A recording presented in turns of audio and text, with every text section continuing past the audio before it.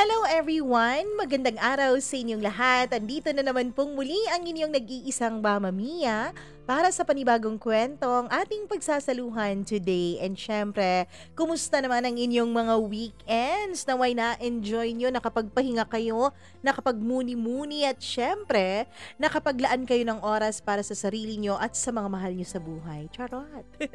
Anyways, hello po sa mga nagbabalik nating subscribers, yung dati pa nating mga suki na hanggang ngayon, dyan pa rin. Maraming salamat sa iyo, Suki, at hindi ka nang iiwan sa ere. Lagi ka lang nandyan at lagi mong tinutupad ang iyong pangako na susuportahan ako. Charot. Siyempre sa inyo pong mga bago nating subscribers, welcome dito sa ating tahanan na may magustuhan yung tumambay dito at magustuhan yung i-share ang ating mga kwento. And siyempre, bago tayo magsimula, gaya ng nakasanayan, babatiin muna natin lahat, charot lahat. Hindi lahat, pero lahat ng maaabot natin na ating tagapakinig. Hi kay Joanne Pero, maraming salamat. Hello din kay Moonchild, welcome back. Ngayon ko lang ulit nabasa yung pangalan mo. Carlo Cajegas, maraming salamat. Chris Doe Ronox, thank you. Hello rin kay Junjun Cervantes, maraming salamat Junjun. Kusina ni Paddy TV, maraming salamat. Junjun again, hello sa'yo. Hello kay Gerard Aneri, maraming salamat. Maria Elena Abe, thank you so much sa iyong pakikinig. Hello din kay Margie Parcon. Leonie Hiso, Kawaii Jazzo Channel, Merlinda Aguilar, maraming salamat. Hello din, hindi pa raw nababasa. Oy, nababasa kaya kita, Merlinda Aguilar. Baka sa mga pagkakataong binabasa ko yung pangalan mo, hindi mo naman pinapakinggan yung kwentong yon. Hello sa iyo. Josephine Mapalad, maraming salamat. Hello din kay Sally Buma, Shumi 9688, maraming salamat sa iyo. Puriza Carlos, thank you so much naman. Ayon sa iyong pakikinig. Hello din kay sa Coffee House from Samar. Maraming salamat sa iyo. Donna Frias, welcome back girl. Gimaras girl, maraming salamat. Gerald Ribinito, Marie Chris Dacumag. Hello din kay Cleofe Gigataras. Maraming salamat sa iyong pakikinig, Cleofe. Lizzie Locapa, Jazzy Chai, Rowena Perez, maraming thank you sa iyo. Colasio, hi! Welcome back sa iyo. Isabella Rose, maraming salamat sa pakikinig. Mundi, ayun, thank you so much. Listener daw siya since season 1. Meron tayong walang season dyan. Yung Dear Mama Mia, magaganda ang kwento dyan, kaya pakinggan niyo, okay? Hello din kay Cam Kuwart, Sun Adventures. Tama po bang pagkakabasa ko? Hello din kay Christina, kay The Afterthought. Hello po. Hi kay Gail Easy. Hindi po kami magkapatid. Kala nila magkapatid, hindi po. Hi kay Leandro Di Malanta. Maraming salamat, sana all di nalalanta. Charot. Hi kay Ramona Gonzalez, kay Alda Amascual. Hello kay Maria Cristina Crucilio. Maraming salamat sa iyo, Josevina. Margie Giocalio, maraming salamat at ginagawa mong background itong ating mga kwento. Anita Bendejo from Qatar, hello sa iyo. Marife Soliano, Remedios Barakil all the way from Cebu City, maraming thank you sa iyo. Daguplo Evelyn, maraming salamat sa pakikinig. And hello din kay Evangeline Bautista, Merly Labong, Asong Gala, maraming salamat sa iyo. Grabe naman sa Asong Gala. Anyways, wag na nating pagtagalin o patagalin pa. Atin na pong uumpisahan ang inyong paboritong kwento at paboritong programa, ang Dear Mama Mia. Bakit may mga taong sinisisi ang kanilang pagkakamali sa iba?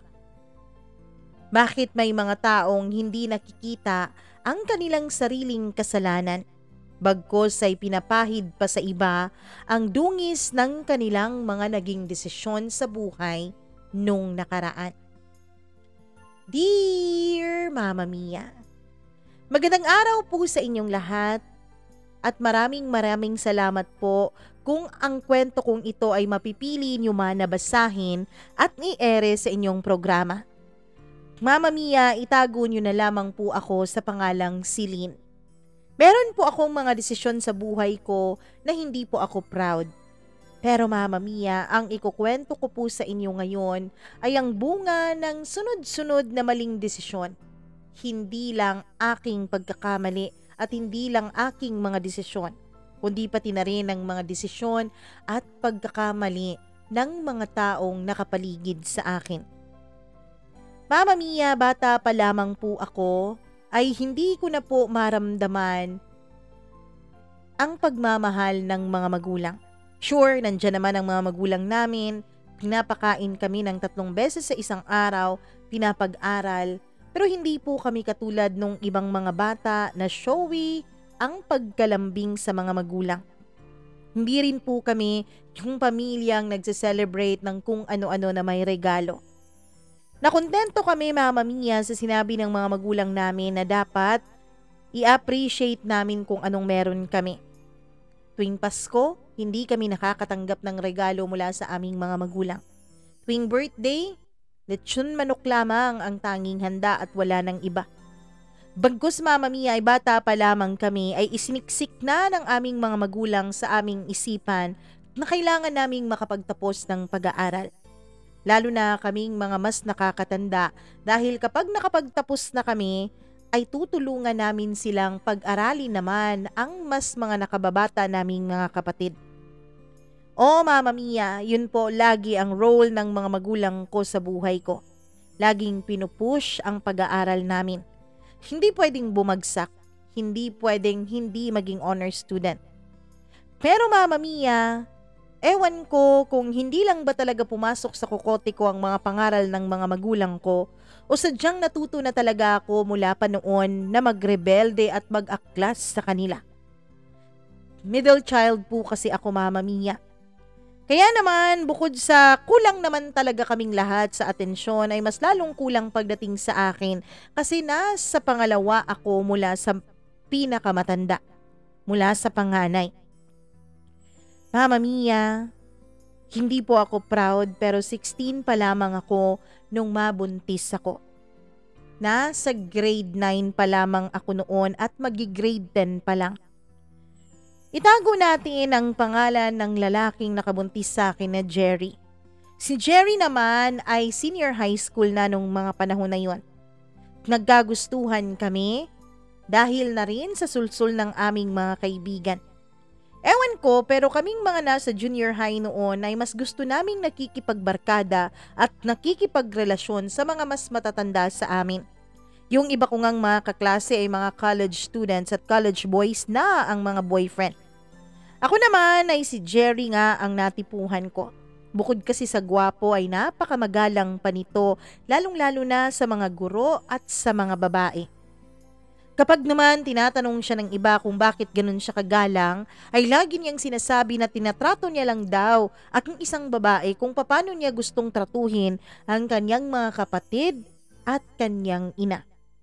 Kaya yun daw ang pinapakita niya para naman good karma daw ang dumating sa kanyang mga kapatid at kanyang ina. Dahil nga sa magaling magsalita si Jerry, mabait, at nakikita ko naman ang pagiging gentleman niya, Mama Mia, nagkagusto agad ako sa kanya. At nung niligawan nga niya ako ay hindi na ako nagpatumpik-tumpik pa. Wala pang 1 linggo mula ng kanyang panliligaw ay agad ko nang binigay sa kanya ang matamis kong oo. Agad ko na siyang niyakap at agad na akong pumayag na makipag-holding hands sa kanya at syempre magpahalik. Ewan ko Mama Mia pero siguro ganun na talaga ang generation namin. Madaling mahulog sa tukso. Oo, maraming nagsasabi, mga magulang ko, mga tita at tito ko, mga mas nakakatanda sa akin na dapat daw unahin ang pag-aaral. Pasasaan ba ang pakikipagrelasyon kung tapos na sa pag-aaral? Pero sa henerasyon namin Mama Mia ay parang hindi ka in, lalo na sa klase namin kung wala kang boyfriend. Kung wala kang karelasyon. At nun ngang pinayagan kong si Jerry ay maging boyfriend ko ay naging sikat na ako sa school namin. Kasi nga sikat din si Jerry kasi bukod sa gwapo nga ay mabait. Mama Mia, magkaibang campus na po kaming dalawa ni Jerry. dahil yung campus namin ay hindi po tumatanggap ng senior high. Pero malapit lang po ang aming paaralan sa isa't isa. Kaya naman araw-araw kaming nakakapagkita at araw-araw kaming nakakapag-date. Hanggang sa wala pang isang buwan mula nung naging kami Mama Mia ay may nangyari na sa aming dalawa. Eto na naman tayo sa mga may alak. Birthday kasi noon ng isa naming kaibigan. Pumunta kami sa isang convenience store kung saan dun kami umiinom. Mga ano na yun Mama Mia, gabing-gabi na. Kasi nga, hindi naman kami pwedeng uminom tuwing umaga dahil may nga minor de edad pa naman kami. Dahil nga gabi na ay sinundo na ako ni Jerry. Nagpaalam naman ako noon sa mama at papa ko at sinabi ko na may gagawin kaming project sa school. At dahil nga project ang sinabi ko, ay walang pag-aatubiling pinayagan ako. Importante kasi sa kanila ang grades, Mama Mia. Importanteng maging scholar para mas less kami ng mga gastusin at para mas makatulong na rin ako sa pamilya ko. Para mas proud din sa akin ang mga magulang ko. Kaya kahit anong ipagpaalam ko basta tungkol sa pag-aaral, walang pagdadalawang isip na pumapayag agad ang aking mga magulang. At nung sinundo nga ako ni Jerry ay inaya pa siya ng mga kaibigan ko na uminom. Hindi rin naman siya nagpaawat, uminom din siya Mama Mia. Hanggang sa pareho na nga kaming nakainom nung natapos na ang selebrasyon. Uuwi na sana kami. Pero biglang sinabi ni Jerry na hindi na raw niya kayang mag-drive ng kanyang motor. Sasakay na lang ako ng tricycle, sabi ko. Wag, baka mapano ka pa, sabi naman niya. Likas talaga sa kanya ang pagiging gentleman. Kaya naman Mama Mia, nung sinabi niyang doon na lang kami magpapalipas ng gabi sa isa sa pinakamalapit na lodging house kung saan kami uminom, ay hindi na rin ako nag-atubiling pumayag. Sumama agad ako sa kanya. At nung nakapasok na kami ay nangako naman siya sa akin na hihiga lang kami at matutulog at walang mangyayaring kahit na ano. Naniwala naman ako Mama Mia. Sa iisang kama kaming dalawa humiga. Nakatalikod kami sa isa't isa para nga maiwasan ng tukso. Pero ewan ko ba kahit na nakainom ako, kahit na medyo tipsy ako nung mga panahon na yun ay hindi ako masyadong mabilis nakatulog. Siguro nga dahil namamahay ako. Unang beses kasi yun na nakatulog ako sa hindi ko kwarto. O baka nga dahil hindi naman ako sanay na may katabi. Tapos nararamdaman ko pa ang paghinga at paghihilik ni Jerry sa likuran ko. Hanggang sa kung ano-ano na lang ang iniisip ko para mapagod ang utak ko at makatulog na. Pero nung napaidlip na ako Mama Mia ay nagising na lamang ako na may nakadantay na sa akin na mga kamay. Si Jerry pala yun. Niyakap niya ako nang nakatalikod ako sa kanya. Masarap pa lang sa pakiramdam na may kayakap ka habang natutulog. Kaya naman humarap na ako sa kanya Mama Mia at niyakap ko na rin siya. Pero wala pa sigurong 1 minuto mula nung gawin ko yun ay bigla na lamang akong hinalikan ni Jerry. Nakapikit pa siya noong mga panahon na yun. Hindi ko na lang siya pinigilan. Kasi akala ko ay tulog siya. Natigil din naman ang halik na yon. Pero ilang saglit pa ay eto na naman. Humahalik na naman siya Mama Mia. At hindi lang basta paghalik yon, kundi may paghaplos na ang kaniyang kamay sa aking likod. Mama Mia, hanggang sa hindi ko na nga napigilan at ginagantihan ko na ang paghalik niya sa akin. Napapikit-pikit na tuloy ako sa tuwing naghahalikan kaming dalawa. Hindi ko na namalayan na nakapasok na pala sa loob ng suot kong pang-itaas ang kaniyang kamay at malaya na itong humahaplos sa aking balat sa ilalim. Hanggang sa iminulat ko ang aking mga mata dahil nagulat ako Mama Mia kung bakit nasa dibdib ko na ang isang kamay ni Jerry. Pero pagmulat ko ng mga mata ko ay nakita kong nakatingin na pala si Jerry sa akin. Mulat na pala at hindi rin pala ito natutulog. Doon ko siya biglang pinigilan. Akala ko lang kasi ay tulog siya habang ginagawa niya ang bagay na yon. Kasi kung tulog siya, pwede namang wala talagang mangyari at hanggang dun lang. Pero nung mapansin kong ang gising siya ay pinigilan ko siya. Kaya lang masyadong malalim na ang naging halikan namin at ang kanyang paghaplos. Masyado na kaming naapektuhan sa init ng aming mga katawan. At ang pasimpleng pagtulak ko sa kanya at pagpigil ay hindi na nga nangyari, Mama Mia, dahil imbis na tumigil ay mas lalo pa niyang diniinan ang paghalik sa akin. Hanggang sa wala na nga akong nagawa dahil hindi ko ipagkakailang nagugustuhan ko rin naman ang ginagawa niya sa akin. Eto pala ang sinasabi ng mga kaklase ko. Ganitong pakiramdam pala. Yung haplos pa lang niya, pakiramdam mo ay may mga bulta-bultahing kuryente nang nananalaytay sa mga ugat-ugat mo. Yun po talaga ang naramdaman ko nung mga panahon. Walang halong biro, Mama Mia. Naramdaman ko na para bang uminit ang buo kong katawan. Para akong lalagnatin na ewan. Hanggang sa tuluyan ko na ngang isinuko ang sarili ko kay Jerry. Tuluyan ko na siyang pinayagan na angkinin ako ng buong buo. At matapos nga ang gabing yon, Mama Mia, o matapos nga ang tagpong yon ay tsaka pa kami nakatulog. Kinabukasan ay inihatid na ako ni Jerry pero dun lang sa may malayo pa sa amin at baka may makakakita sa amin na pamilya ko. Lagot ako kapag nagkataon. Bawal pa kasi akong magkaroon ng jowa. Ang sabi ng mga magulang ko sa amin noon ay dapat edad 23 o 24 pa kami mag-umpisang pumasok sa relasyon. Nang sa ganoon ay meron na kaming enough maturity para i-handle ang isang relationship. Pero dahil nga matigas ang ulo ng lola nyo, ay hindi ito sumunod sa mga magulang. Pagdating ko ng bahay ay pinagalitan ako ng mga magulang ko. Bakit daw ang tagal kong umuwi? Bakit daw inumaga na ako? Kasi po, matagal kaming natapos sa project eh. Tapos nung matapos naman kami, wala na akong masasakyan. Wala din namang sasakyan yung mga kaklase ko kaya doon na lang kami natulog sa bahay ng classmate namin. Sino ba yung classmate nyo na yan ha? At nang matawagan? Bakit di man lang kayo tumawag sa amin? Alam mo, tawag ako ng tawag sa cellphone mo pero cannot be reached ka naman. Sabi ng mama ko. Para saan pa't binilhan namin kayo ng cellphone? Dagdag naman ng papa ko. Natakot pa ako noon, Mama Mia.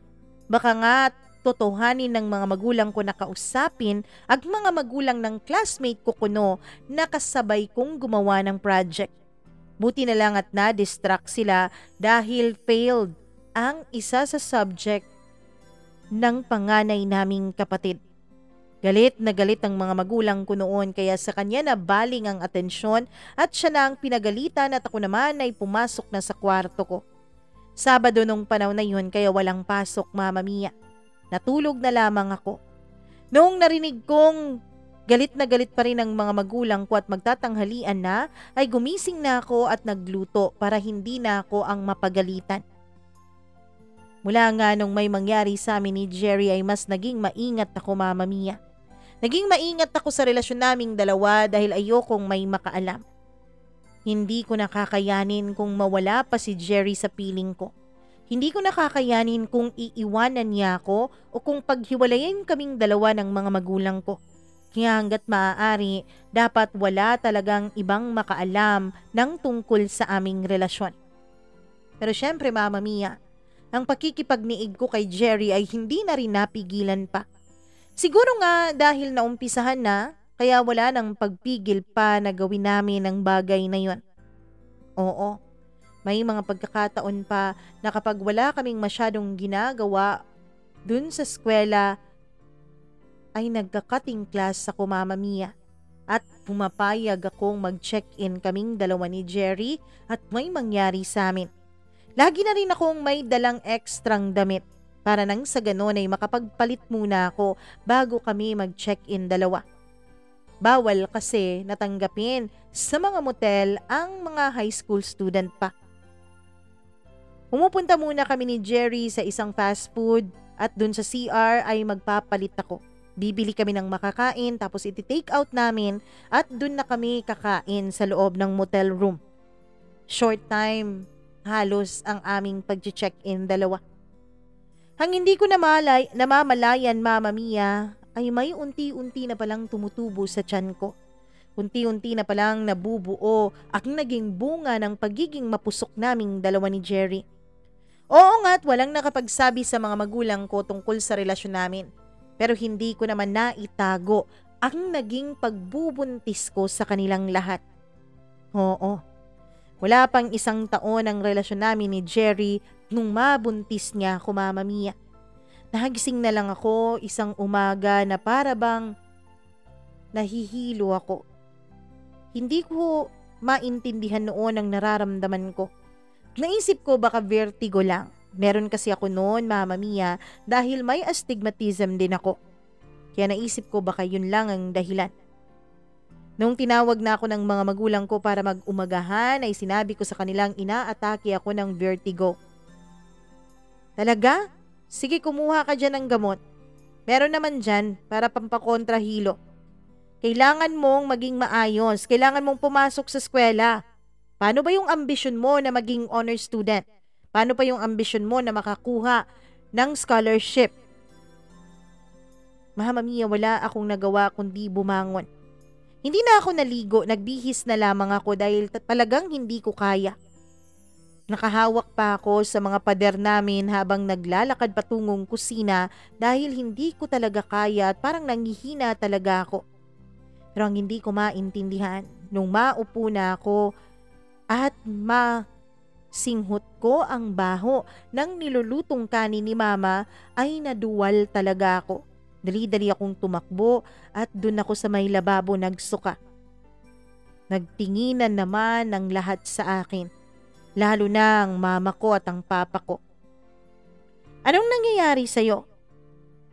Siguro po vertigo lang talaga. Hindi ka naman nasusuka kapag binivertigo ka, sabi ng mama ko. Mama Mia, akala ko noon ay nakalusot ako. Pero nakalusot ako nung araw na yun. Kaya lang, pag uwi ko ng bahay, ay nag-aabang na si Mama. Hindi ko alam kung nag-undertime ba siya o kung anong meron sa trabaho nila at maaga siyang nakauwi. Nakapagluto na rin siya. Pagkatapos nung dumating na ang papa ko at mga kapatid ko ay sabay-sabay na kaming naghapunan. Ako ang nakatoka noon na magligpit ng aming mga pinagkainan. Nung matapos na ako maghugas ng plato ay papasok na sana ako sa kwarto ko pero tinawag ako ng mama. Halika muna dito, Celine. Eto, gamitin mo to. May ibinigay siya sa akin, Mama Mia. Ano to, Ma? Pregnancy test kit yan. Po? Bakit naman may mga ganito?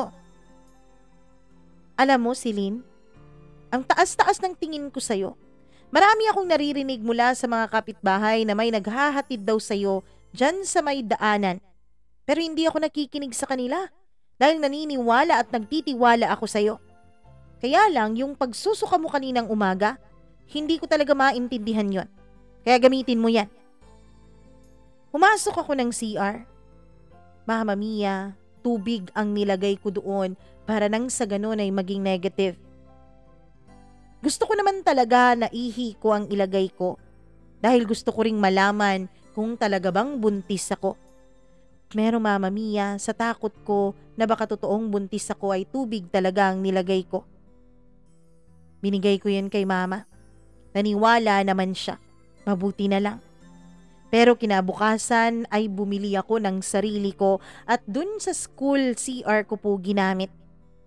Hindi nga ako nagkamali. Hindi rin nagkamali ng akalang mama ko.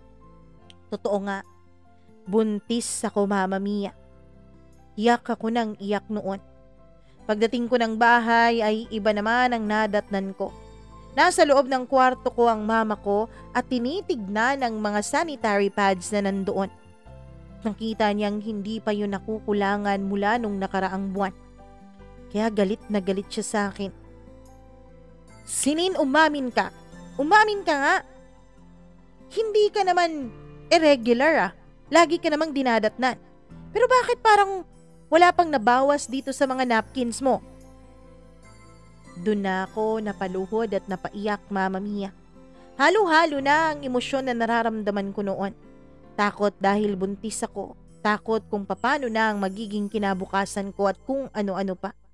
Kaya hindi ko na napigilan na mapaluhod at mapaluha. At nung umiyak na ako ay galit na galit akong sinugod ng mama ko. Sinampal niya ako, Mama Mia. Napakawalang hiya ko raw. Kahihiyan daw ako sa pamilya namin. Ganong eksena ang naabutan ng papa ko. Nagsisisigaw ang mama ko at umiiyak naman ako habang sinasampal niya. Ano ba yung ginagawa mo sa anak mo? Silin, anong nangyayari dito? Tanong ng papa ko. Tanungin mo yung magaling mong anak. Tanungin mo yung malandi mong anak. Sabi ng mama. Silin, ano to? Doon naman ako napaluhod at umiiyak. Hindi ko magawang magsabi sa papa ko. Dahil kung gano'n na ang reaksyon ng mama ko, I'm sure Mama Mia mas malala ang magiging reaksyon ni papa. Mas strikto kasi si papa sa amin kaysa kay mama. At nung mapagtanto ni papa ko ang nangyayari dahil nakita niya ang mga sanitary pads na nakakalat sa may kama ko, ay hinila na niya ang buhok ko, Mama Mia, papalabas ng kwarto ko. Pinaupo niya ako sa may sala. Pagkatapos ay sinisigawan ng kung ano-ano. Tinatanong nila kung sino ang ama ng dinadala ko. Hindi ko magawang sumagot nung mga panahon na yun dahil takot na takot talaga ako. Kung ako nga na anak nagagawa nilang saktan, paano pa kaya si Jerry? Pero wala din akong nagawa. Dahil hindi talaga tumitigil ang mga magulang ko. Paulit-ulit akong sinasaktan ng mama ko hanggat hindi ko sinasabi sa kanya kung sino ang ama ng dinadala ko. Si Jerry po, sabi ko. Sinong Jerry? Sino yung Poncio Pilato na yan? Sigaw ng mama. Boyfriend ko po. Boyfriend mo? Ang landi mo talaga. Nanggigil na naman ang mama ko at sinugod na naman niya ako ng sabunot. Tama na yan. Nasaan yung Jerry na yan? Tagasan yan? Papa, hindi ko po alam, sabi ko. Boyfriend mo? Bumuka ka, nagpabuntis ka tapos hindi mo alam kung tagasan?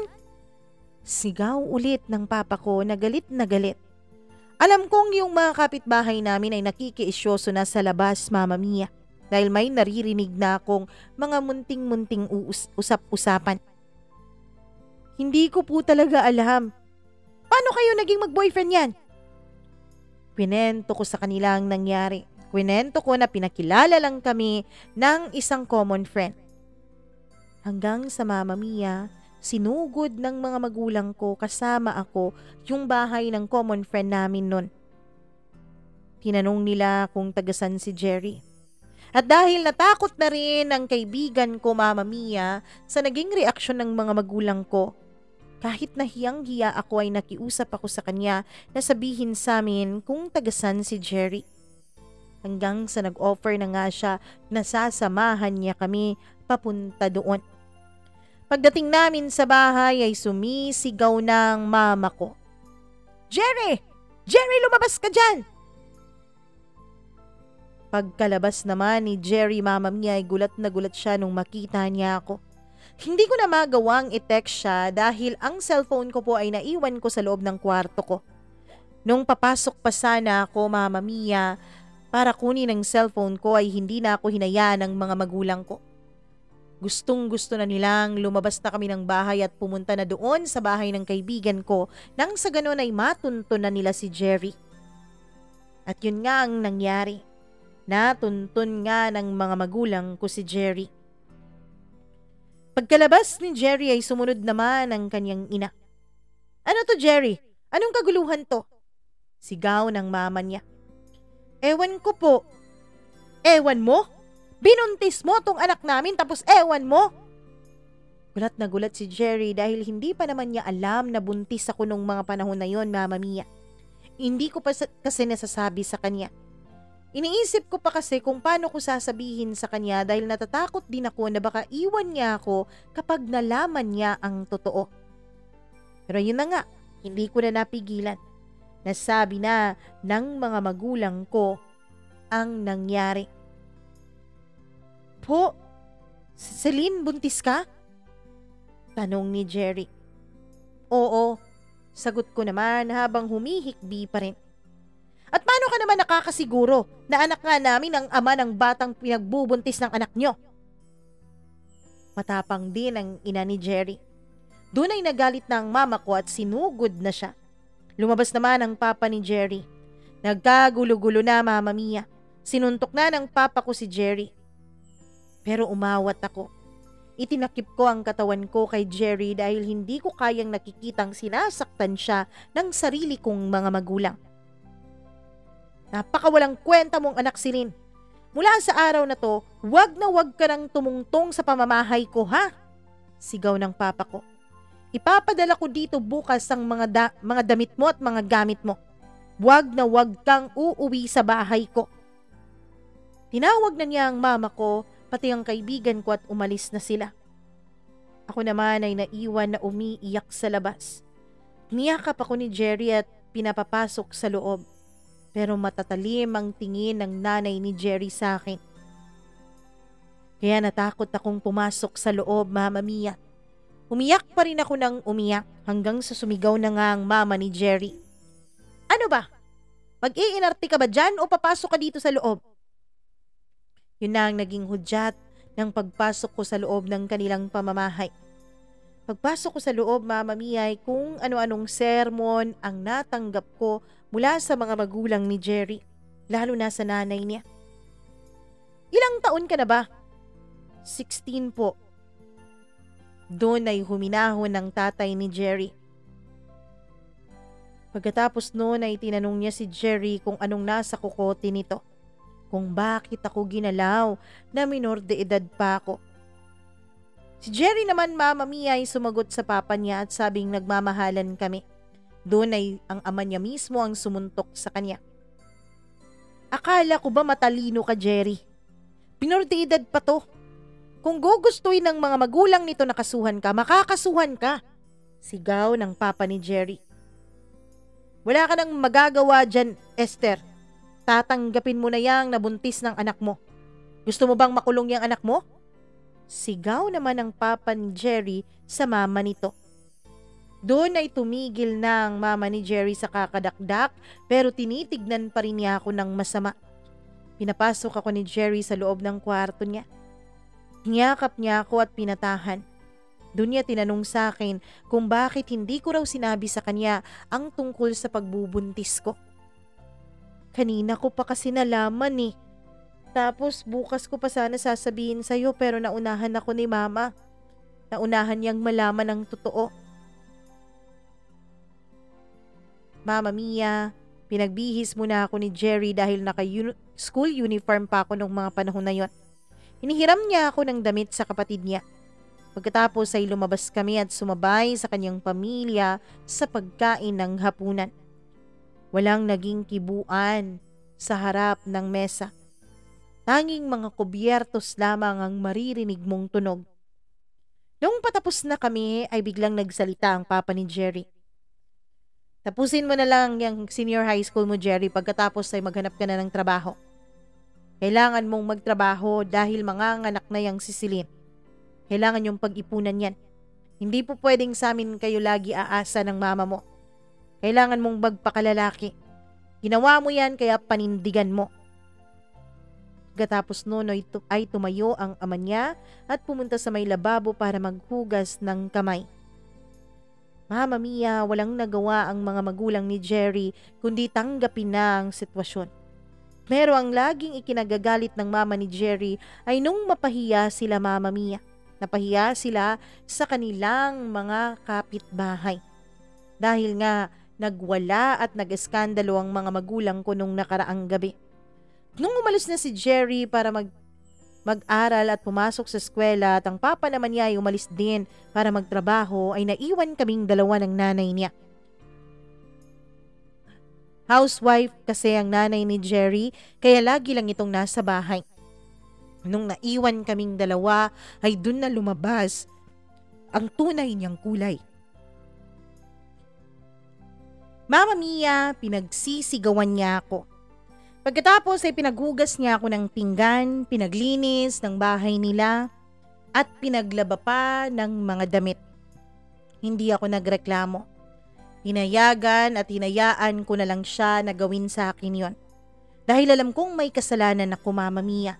Alam kong kasalanan ko ang mga nangyari. O may kasalanan din naman si Jerry pero malaki din ang pagkakamali ko.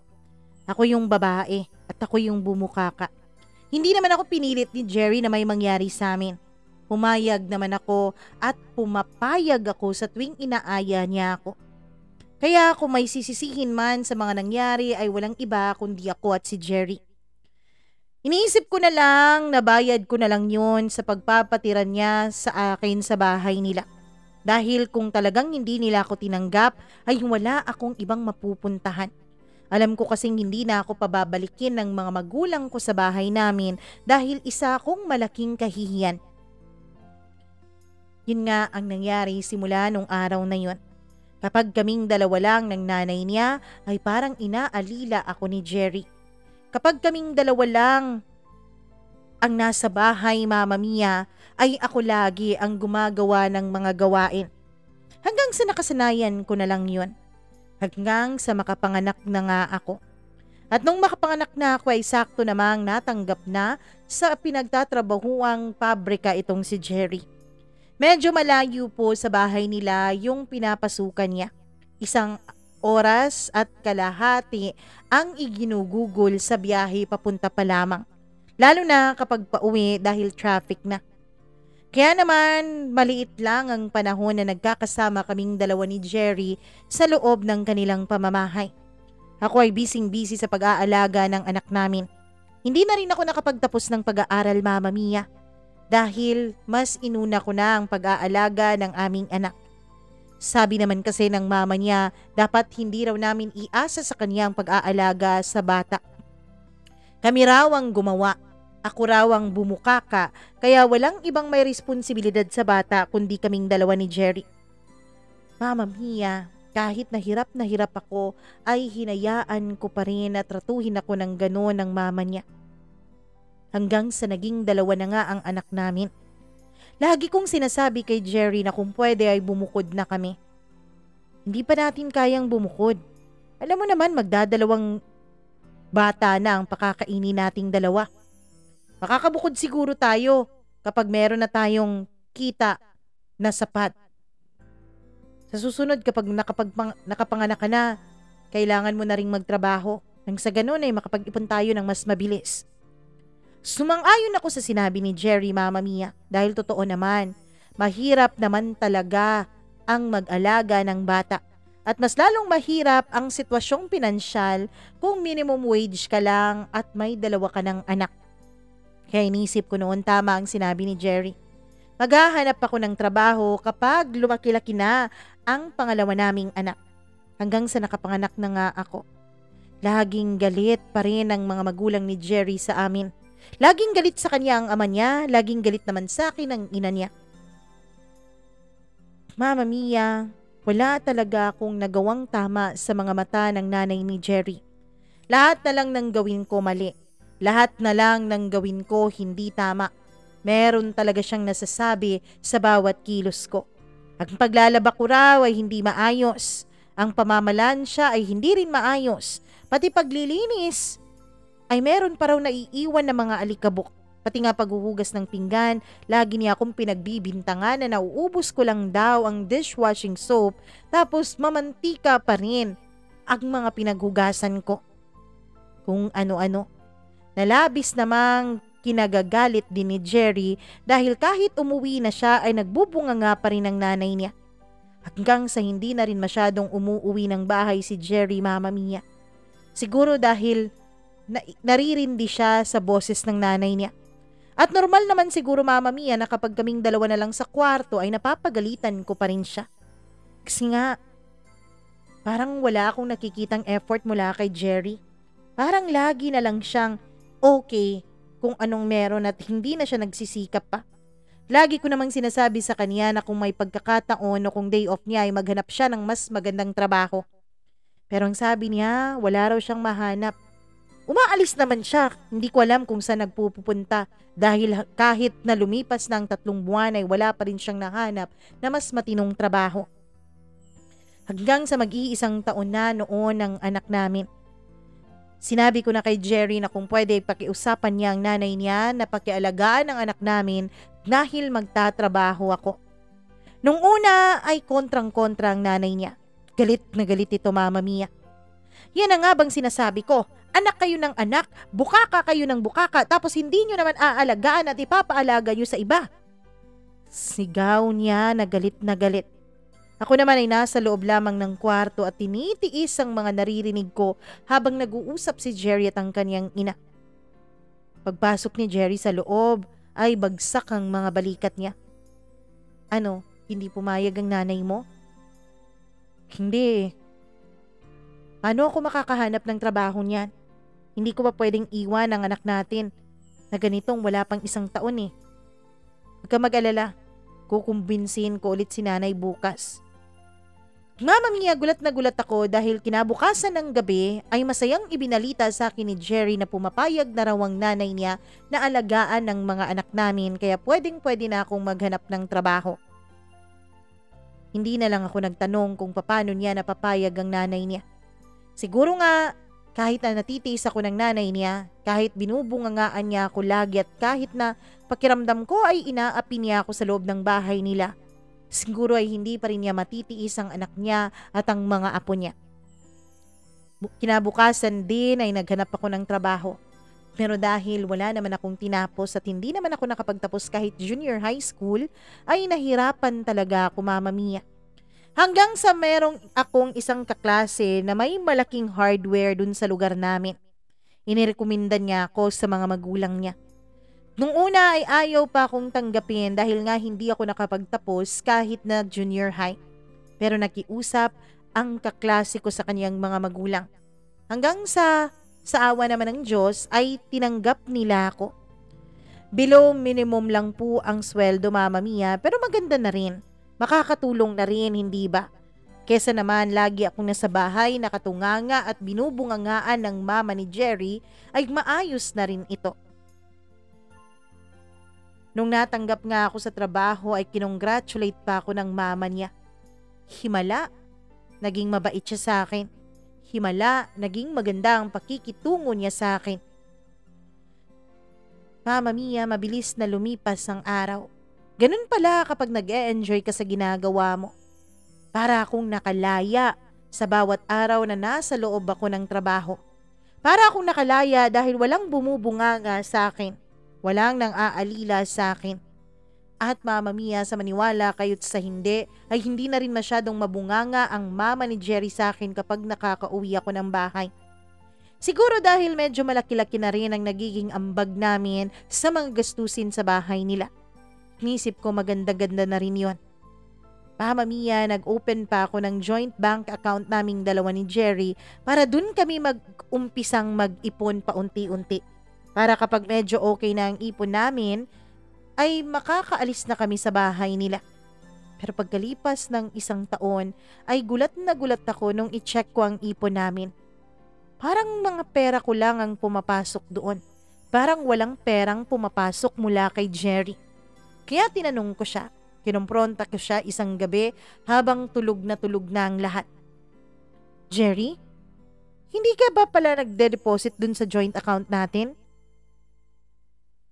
Inuutusan naman kitang i-deposit din yung akin, di ba?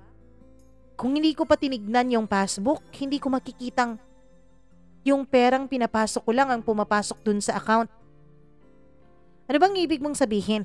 Na ikaw lang nag-iipon sa ating dalawa? Ano pa nga ba? Eto lang yun oh. Tignan mo buwan-buwan.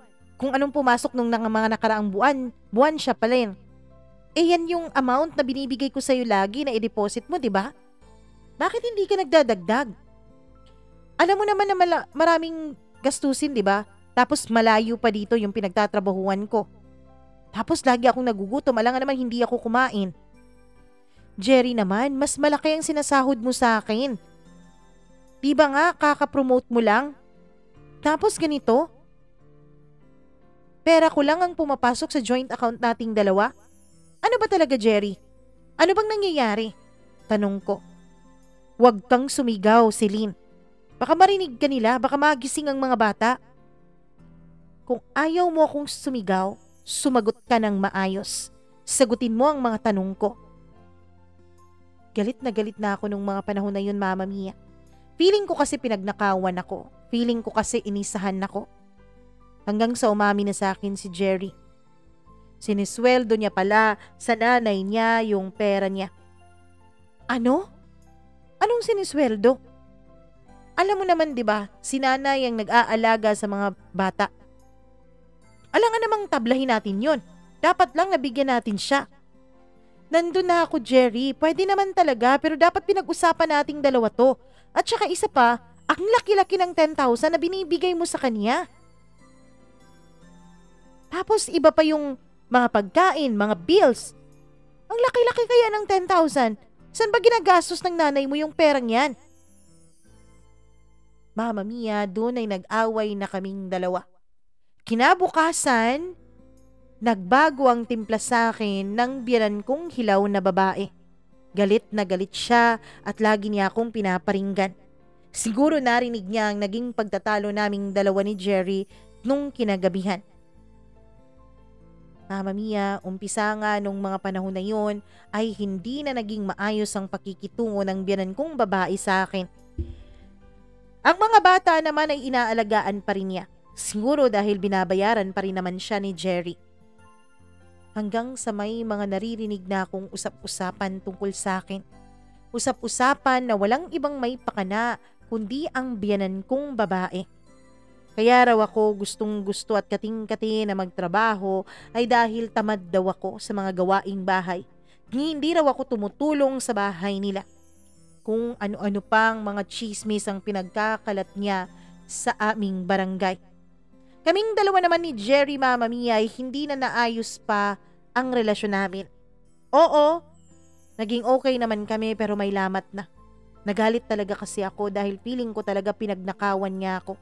Kinuha ko na rin ang passbook mula sa kanya. Natatakot ako, Mama Mia, na baka i-withdraw niya lahat ng pera na nandoon. Pera ko lang naman yun. Kaya kinuha ko na yung passbook. Itinago ko sa lugar kung saan ako lang ang nakakaalam. Yun ay walang iba kundi sa locker ko mismo dun sa pinagtatrabahuan ko. Hindi ko yun dinadala sa bahay. Natatakot ako na baka halungkatin ng mama ni Jerry ang mga gamit ko kapag umalis na ako papuntang trabaho. Mama Mia, hanggang sa isang araw ay may nakapagsabi sa akin na kaibigan ko na nakita daw niya si Jerry sa isang mall at may kasamang ibang babae. Baka naman katrabaho lang. Baka nga. Pero may mga katrabaho bang dalawa lang sila tapos magkaakbay pa sa isa't isa? Baka naman kaibigan. Magtatanggol ko pang muli kay Jerry. Alam mo, Celine, di ko alam na ganyan ka na pala katanga eh. Sabi niya. Bakit? Pakinggan mo nga yung mga sinasabi mo. Pinagtatanggol mo si Jerry. Imbis na kumprontahin mo siya. Mama Mia, hindi ko alam pero hindi ko magawang kumprontahin si Jerry. Dahil kahit nagalit ako sa kanya ay mahal ko pa rin naman talaga siya. Natatakot akong marinig mula sa kanyang totoo. Natatakot akong marinig na sabihin niya sa aking tama ang mga sinabi ng iba na meron siyang ibang babae. Kaya ang ginawa ko ay tinawagan ko ang best friend niyang si Brando. Best friend niya si Brando, Mama Mia, mula nung high school sila. Naging magkatrabaho din silang dalawa ni Jerry dahil kapapasok lang ni Brando doon. Oh, Celine, kumusta ka na? Tanong niya. Eto, ayos naman. Brando, may itatanong ako sa'yo. May napapansin ka bang kakaiba kay Jerry? Kakaiba? Wala naman. Bakit? Ano bang dapat kong mapansin sa kanya? Brando, sana nagsasabi ka sa akin ng totoo ha.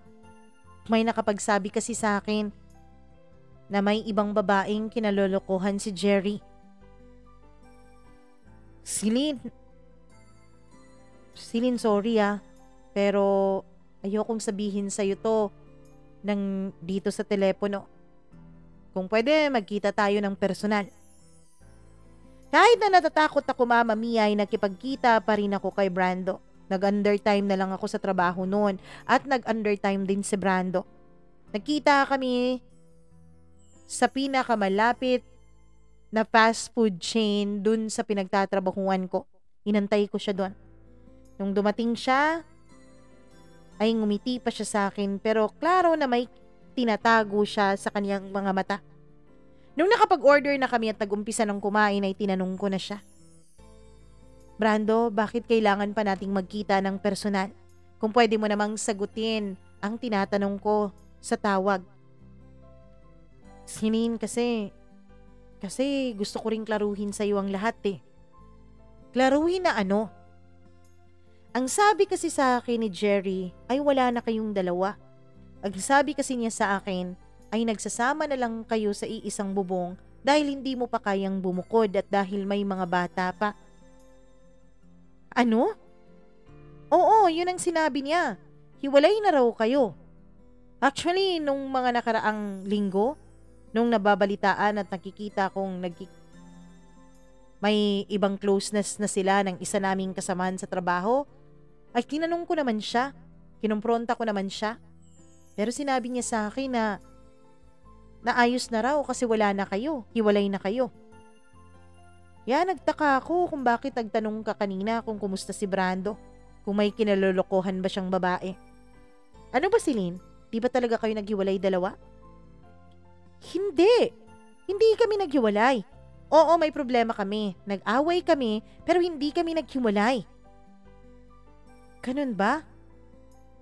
O sige. Ganito na lang. Tutulungan na lang kita. Kakausapin ko si Jerry. Brando, wag. Ako ang kakausap kay Jerry. May pakiusap lang ako sa'yo. Baka hindi alam nung babae na kami pang dalawa ni Jerry kaya ikaw na lang ang kumausap sa kanya. Ikaw na lang ang magsabi sa kanya ng totoo. Okay, sige. Kahit best friend ko si Jerry, Celine, hindi ko kukonsintihin yung ginagawa niya sa'yo. Napakabait mo para ganun-ganunin ka. Napakabuti mong babae. Mama Mia, pagkatapos naming kumain noon ay umuwi na ako ng bahay. Pagka-uwi ko ay inantay ko si Jerry. Gabing-gabi na siyang umuwi. Medyo nakainom pa. Kahit na nakainom siya, hindi ko na pinalagpas ang pagkakataon na yon at tinanong ko na siya ng tungkol sa babaeng kinalolokohan niya. Ako nga, Celine, wag mong kakausapin ng ganyan. Wag mo akong pagbibintangan ha. Matutulog na ako dahil pagod na pagod ako sa pagtatrabaho. Tapos ikaw, eto, duda ka lang ng duda sa akin. Wala ba talaga akong dapat na pagdudahan ha, Jerry? Marami nang nakakakita sa inyong dalawa. At ano tong nababalitaan ko? Na sinasabi mo raw sa ibang tao na hiwalay na tayo. Na nagsasama na lang tayo para sa mga bata. Kailan pa tayo naghiwalay? Hindi totoo yan. Maniwala ka naman sa mga taong yan. Sinisiraan lang ako sa'yo. Pwede ba bukas na natin tong pag-usapan? Matutulog na ako. Yun lang at hindi na niya ako pinansin kahit na nagbubunga nga pa ako, Mama Mia. Kinabukasan nagising ako nang wala na si Jerry sa tabi ko. Pagkalabas ko ng kwarto ay siya namang pagkalabas niya ng gate at hindi ko na siya naabutan. Mama na lang niya ang naabutan kong nagluluto sa kusina. O, gising na pala ang mahal na prinsesa. Ayan, iniwanan ka na ng prinsipe mo. Inaway mo kasi ng inaway. Sabi niya. Hindi ko na lang siya pinatulan dahil hindi naman din ako mananalo sa kanya. Mama Mia, makalipas ang isang linggo ay nagkita ulit kaming dalawa ni Brando. Dahil ibinalita niya sa akin na sinabi na raw niya dun sa babae ang tungkol sa akin pero hindi daw naniniwala ang babae sa kanya. Mas pinaniniwalaan daw nito si Jerry. Hanggang sa ako na mismo ang kumausap dun sa babae.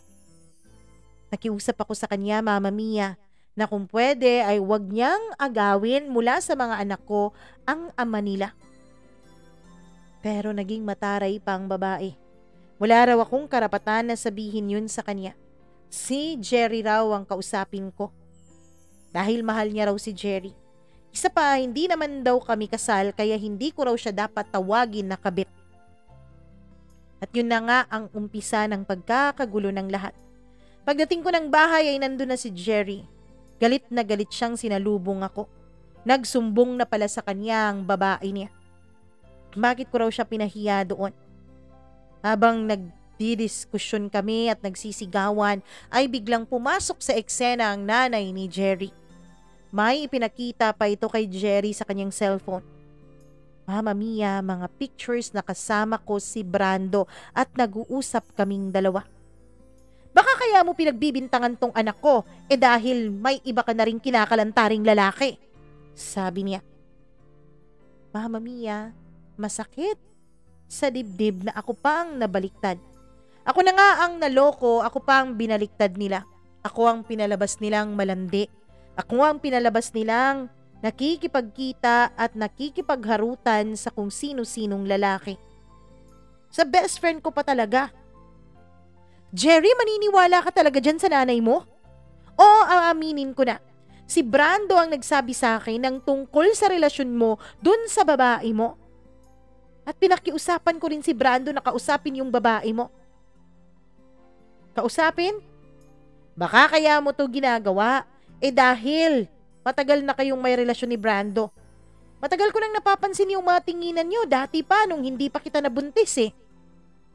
Kung ano-ano nang mga pinagsasasabi ni Jerry, Mama Mia, mabaliktad lang ang sitwasyon. At dahil pinagtulungan nila akong lahat, ay nabaliktad nga nila ang sitwasyon sa mata ng ibang tao, sa mata ng mga kapitbahay. Nung marinig ko nga na pinagchichismisan na ako ng mga kapitbahay, ay pinagbantaan ko si Jerry. Aalis ako, Jerry. Isasama ko ang mga anak ko. Aalis ako dito sa pamamahay niyo. Di umalis ka. Umalis kayo. Kayo naman talagang buwisit sa buhay ko eh. Mama Mia, nagugulat ako sa mga naririnig ko. Oo nga, mula nung magkasama kami ni Jerry sa iisang bubong ay may mga pangit siyang ugaling nakikita ko. Pero hindi ko naman akalain na ganito pala kapangit ang mga yon. Na kahit pati mga anak niya ay handa niyang isakripisyo para dun sa babae niya. Nababaliw na nga siguro si Jerry dun sa kaniyang babae. Hindi ko magawang umalis nung mga panahon na yun. Hanggang pananakot lang ako, Mama Mia, dahil wala naman akong ibang mapuntahan.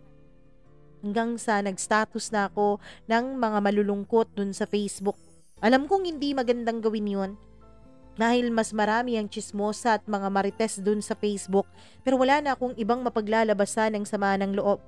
Si Brando naman ay tanging sa chat at text na lang kami o tawagan na lang kami nag-uusap. Dahil nga iniiwasan kong may makuha pang mga panibagong pictures ang mama ni Jerry at baka ipagkalat na naman niya ito. Ayokong madamay si Brando sa problema naming dalawa ng best friend niya. Hanggang sa nag-private message na sa akin ng kapatid kong babae. Okay ka lang ba ate? Tanong niya. Kasi dun sa mga cryptic post ko, Mama Mia, at sa mga depression kong post sa Facebook at mga stories. Dun ikwinento ko sa kapatid ko ang mga nangyari. Hanggang sa sinabi niya, napayag daw siyang magbantay sa mga anak ko. Dahil sa call center naman daw siya nagtatrabaho at panggabi ang trabahong yun. Talaga? Oo ate. Umalis na rin pala ako sa bahay natin. Di ko na matiis yung mga magulang natin eh. Di ko na matiis sina mama at papa. Kaya hindi na ako nagtapos sa pag-aaral. Tinapos ko na lang ang senior high school. At saka eto, nagtatrabaho na ako. Mama Mia, kinabukasan din ay naabutan ako ni Jerry na nag-alsa balutan. Oh, ano namang kaartehan yan? Akala mo ba pipigilan kita? Hindi ako nagpapapigil, Jerry. At kahit pigilan mo pa ako, hindi mo na papipigilan ang pag-alis namin dito ng mga anak ko. Ayan, mabuti yan. Umalis ka. Pero dun, Mama Mia, ay pinigilan ako ng mama ni Jerry. Makakaalis ka dito sa pamamahay ko, Celine, pero hindi mo madadala yung mga bata. At bakit? Pinagtatabuyan na nga ni Jerry tong mga anak ko eh.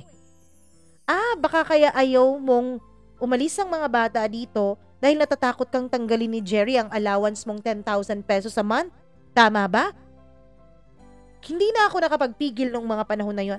Bastusan pala ang gusto nila, kaya binigay ko yon sa kanila. Dati na nila akong binabastos, inaalila. Panahon na siguro para lumaban ako. Pero hindi talaga nagpatinag ang mama ni Jerry. Hindi naman ako nagpatalo, Mama Mia. Lumabas ako ng bahay. Pumunta ako sa may barangay at inireklamo ko sila.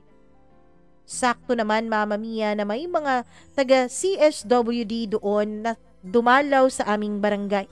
At dun nila sinabi na ako ang may solong may karapatan sa mga anak ko dahil bukod sa mga menor de edad pa silang dalawa ay hindi din kami kasal dalawa ni Jerry.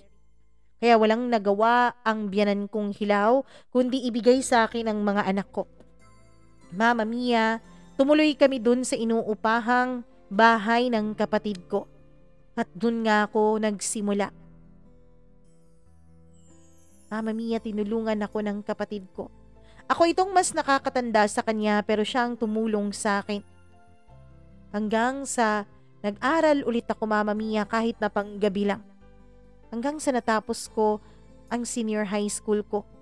At nung natapos ko nga yun, ay pinag-apply ako ng kapatid ko sa call center na pinagtatrabahuan niya. Sakto naman noon, Mama Mia, na nagpandemya. Kaya nilagay kami sa work from home setup. At hindi ko nga napabayaan ang mga anak ko. At mula nga noong malaman ni Brando na naghiwalay na kaming dalawa ni Jerry, ay naging malaya na ang pagdalaw niya dun sa bahay na inuupahan ng kapatid ko. Nung una ay pakikipagkaibigan lang ang tingin ko kay Brando at sa tingin ko ay ganun din naman siya sa akin. Pero habang tumatagal, Mama Mia, ay mas lalo pa kaming nagiging close. Nakikita akong mabait din si Brando sa mga anak ko. Close sa kanya ang mga bata. Ang totoo niyan, yung bunso ko nga ay ilang beses na siyang natawag na papa. Nung una ay nahihiya ako kay Brando pero kalaunan ay pinagtatawanan na lang namin. Hanggang sa isang araw ay inilabas ako ni Brando. Kumain kami sa labas. Akala ko bilang magkaibigan lang yun pero gulat na gulat ako dahil may pabulaklak pa siyang nalalaman. At dun nga siya umamin sa akin na mahal niya ako, Mama Mia. At tanda niya akong tanggapin pati ang mga anak ko. Hindi ko naman kaagad-agad tinanggap ang inaalay na pag-ibig ni Brando sa akin. Dahil ang totoo niyan, Mama Mia, hindi ko talaga lubos akalain na meron pang magmamahal sa isang katulad ko. Na dalawa na ang anak, na disgrasyada na. Pero pinatunayan sa akin ni Brando na mahal niya ako. Taong 2022, Mama Mia, ay sinagot ko siya. Isang taon mahigit mula nung nanligaw siya sa akin. At ngayon nga ay engaged na kaming dalawa ni Brando. Si Jerry naman, ang huling balita ko ay hindi rin sila nagkatuluyan ng babae niya. May iba na rin siyang kinakasama ngayon at buntis daw yung babae. Wala na rin siyang naging balita sa amin dahil kahit alam niya kung saan kami nakatira, ni minsan ay hindi naman niya dinalaw ang mga anak namin. Yan ang isip ko, wala na talaga siyang pakialam sa mga anak ko. Bahala siya, mas mabuti ng ganun. At least, ngayon ay na-file ko na ang abandonment sa kanya. Wala nga siyang kahit nakatiting na pinansyal na suporta para sa mga anak namin. Kaya nasisigurado na ako. Kailanman ay hindi na niya mababawi sa akin ang mga anak ko. Sa ngayon, Mama Mia, ay bising-busy kaming dalawa ni Brando sa pagpe-prepare ng kasal namin. Unti-unti din ay inaayos ko na ang relasyon namin ng mga magulang ko. Unang nakipagbati sa mga magulang ko ay ang nakababata kong kapatid. Sa ngayon ay dumadalaw-dalaw na kami sa bahay. Nung una ay hindi masyadong pinapansin ng mga magulang ko ang mga anak ko. Pero ngayon, Mama Mia, ay may parigalo-regalo na silang nalalaman sa tuwing birthday ng mga bata. Maayos-ayos na po ang buhay ko. Alam ko, Mama Mia, hindi pa natatapos dito ang mga pagsubok. Pero sa ngayon ay sigurado akong mas naging matatag na ako. Mas naging mapagmatsyag na rin ako. At mas lagi kong sinasabi sa sarili ko na uunahin ko ang mga anak ko kahit ano pa man ang mangyari. Maraming salamat po, Mama Mia, sa inyong walang sawang pagbibigay inspirasyon sa mga katulad kong may mga pinagdadaanan sa buhay. At sa mga nakikinig ngayon na tulad kong mga single mom o yung mga babaeng nasa isang mapang-abusong relasyon, sana ay matuto kayong tumayo sa sarili niyong mga paa. Kaya niyo yan, hindi niyo palang sinusubukan. Oo, mahirap talaga sa umpisa, lalo na kapag walang nakakaintindi sa'yo, lalo na kapag walang gustong umintindi sa'yo. Pero lingon-lingon ka lang, meron at merong susuporta sa'yo. May pamilya ka, may mga kaibigan ka. Tumayo ka, hindi lang para sa sarili mo, kundi lalong-lalo na para sa mga anak na nakaasa sa'yo. Maraming salamat talaga, Mama Mia. Lubos na gumagalang, Celine.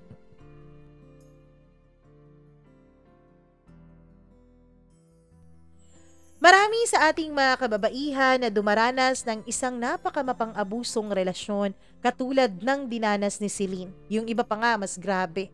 Yung iba sinasaktan talaga ng pisikal, yung iba harap-harapan na niloloko, 'di ba? Yung iba binibitbitan pa ng babae sa sarili nilang pamamahay, mga ganun.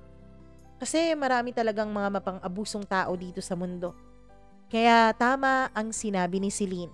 Sa mga babae o kahit na sa mga lalaking dumaranas ng mga ganitong uri ng relasyon, sana magpakatatag kayo lalo na kung may mga bata nang nakaasa sa inyo. Sana lalo nyong tatagan at lalo nyong isipin na kayang-kaya nyo. Sa mga babaeng nasa loob ng isang toxic na relationship sa mga panahong ito, dasal ko na sana makalaya na rin kayo. Sana makayanan nyo na rin bumitaw. Maraming salamat, Celine, sa iyong pagbabahagi ng kwento mo dito sa ating channel.